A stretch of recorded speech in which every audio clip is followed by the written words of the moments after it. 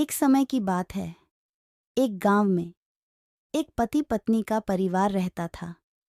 इस गांव में एक भयानक चुड़ैल रात होने पर आती और देखती कि कोई अपनी पत्नी को मार रहा है, तो फिर उसको मारकर उसका खून चूस लेती थी। एक दिन निर्मला अपने पति से कहती है, ए जी, आप रोज दारू पीकर आते हो और मुझे मारते हो। आप ऐसे मत किया करो, नहीं तो वह भयानक चुड़ैल एक दिन आकर तुमको मार देगी। करने के बाद तुम्हारा शरीर का सारा खून वह भयानक चुड़ैल मिल्क शोक में चूस लेगी और मैं कुछ भी नहीं कर पाऊंगी, क्योंकि पास चुड़ैल औरतों का बात कभी नहीं मानती है। इसलिए कह रही हूँ, आप ऐसे रोज दारू पीकर घर न आया करो। है, मुझे इस दुनिया का कोई भी ताकत नहीं मार सकता है। वह चुड़ैल मेरा क्या ही उखाड़ पाएगी। रात के 12 बज चुके थे, इसलिए निर्मला और भोला काफी गहरी नींद में सो रहे थे। उसके बाद जब भोला सो रहा होता है, तब अचानक से वहां पर वही भयानक चुड़ैल भोला के ठीक बगल में आकर खड़ी हो जाती है।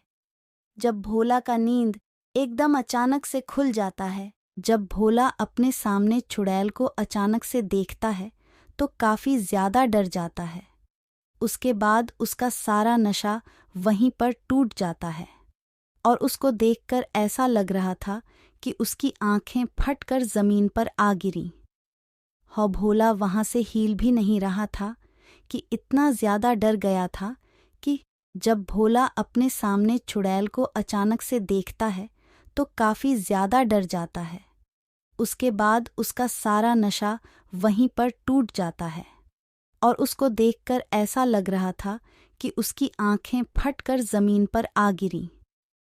भोला वहां से हिल भी नहीं रहा था कि इतना ज्यादा डर गया था कि अरे तेरी नाश मिटे चुड़ैल, तू कहां से अचानक मेरे पास आकर खड़ी हो गई? अरे कोई बचाओ रे, चुड़ैल मुझे मार देगी। अरे निर्मल कहां मर गई? आकर मुझे इस भयानक चुड़ैल से बच्चा। मैं तो ऐसे ही नशे की धूत में ऐसा वैसा चुड़ैल के बारे में बोल दिया था कि मैं किसी से भी नहीं डरता हूं, मुझे बचा लो। निर्मला काफी देर रात तक जागने के कारण उसके नींद ही नहीं खुल रही थी। जब चुड़ैल भोला को घसीटते हुए घर के बाहर ले जाती है और उसको मारकर उसका खून पीने लगती है, तब उसका पूरा खून पीकर वापस चुड़ैल वहां से अचानक हवा में गायब हो जाती है और भोले का मृत्यु शरीर भी वहां से गायब हो जाता है। कुछ देर बाद जब सुबह होती है, तब गांव के सब लोग वहां पर एक झूठ होकर आपस में बात कर रहे थे। वहीं पर सरपंच जी आए हुए थे। इस गांव में रोज कोई ना कोई दारू पीकर आता है और अपनी बीवी के साथ झगड़ा करता है, तो उसके बाद चुड़ैल उसको अपना शिकार बना लेती है। ऐसा ही चलता रहा तो गांव में एक भी गांव वासियों में से कोई भी नहीं बचेगा। गांव के सारे निवासियों ध्यान से सुनो। आज रात को कोई भी चुड़ैल से नहीं डरेगा। कोई भी अपने घर में छुपा हुआ मिलेगा तो उसे गांव से बाहर हमेशा के लिए निकाल दिया जाएगा। आज रात को हम सब लोग मिलकर चुड़ैल से यह सब करने से रोकना होगा। शायद हम लोगों का बात चुड़ैल मान ले और इन गांवों को छोड़कर और कहीं चली जाए, ताकि हम लोग सुख और शांति से रह सके। उसके बाद जब रात होती है, तब जैसे ही चुड़ैल गांव के बीचों बीच आती है, तब दो लोग चुड़ैल के आगे से और पीछे से घेर लेते हैं। तब सरपंच जी आते हैं और चुड़ैल के सामने अपने घुटने टेक देते हैं, अपने गांव वासियों को बचाने के लिए। उसके बाद चुड़ैल गांव वासियों को माफ कर देती है और साथ में यह भी कहकर जाती है कि आज तो मैं तुम लोगों को माफ कर देती हूं, लेकिन अगर इस गांव का कोई भी मर्द शराब पीकर अपनी बीवी और बच्चे को मारेगा, तो मैं वापस आकर उसको मारकर उसका खून पी जाऊंगी। एक समय की बात है। एक छोटे से गांव में एक चुड़ैल रहती थी। वह चुड़ैल रोज गांव में आती है और एक कक्षना एक मर्द को गांव से उठा ले जाती है और ले जाकर एक गुफा में बंदी बनाकर रखती थी। गर्मी के दिन चल रहे थे, इसलिए एक ललिया नाम का व्यक्ति अपने छत पर सोया हुआ था। हर रात की तरह उस रात भी गांव में से एक मर्द को उठा ले जाने के लिए आती है। वह जैसे ही ललिया के पास आती है, तब अचानक ललिया की नींद खुल जाता है। इतनी रात को जैसे ही ललिया अपने सामने एक भयानक चुड़ैल देखा, काफी ज्यादा डर जाता है। ऐसा मानो कि उसकी आंखें निकालकर जमीन पर आ गई हों। तब वह डरते डरते चुड़ैल से कहता है, चुड़ैल जी, मैं आपका क्या बिगाड़ा हूं कि आप मेरे छत पर इतनी रात को आकर मुझे डरा रही है? मैंने तो आपका कुछ भी नहीं बिगड़ा। कृपया करके मुझे छोड़ दो।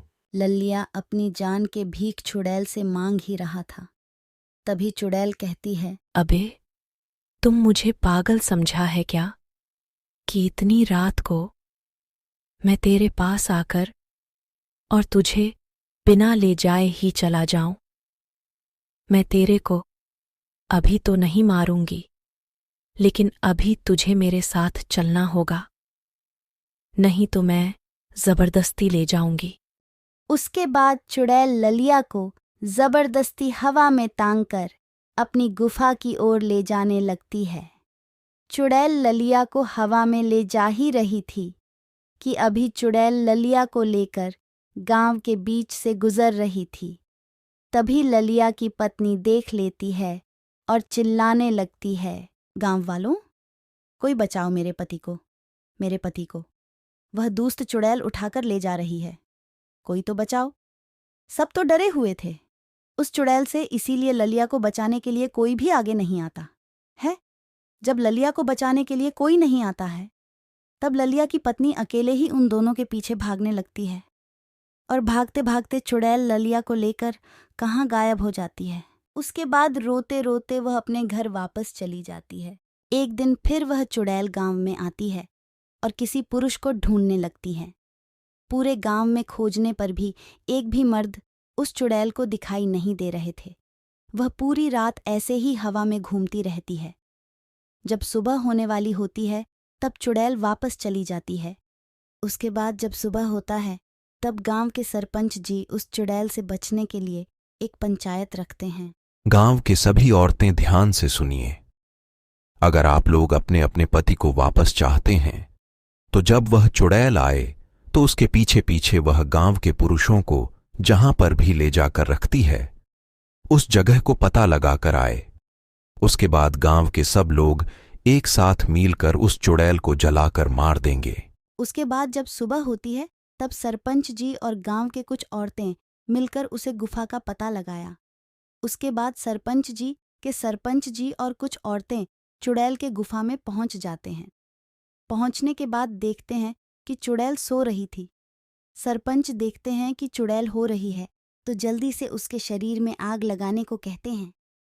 उसके बाद चुड़ैल वहीं पर मर जाती है।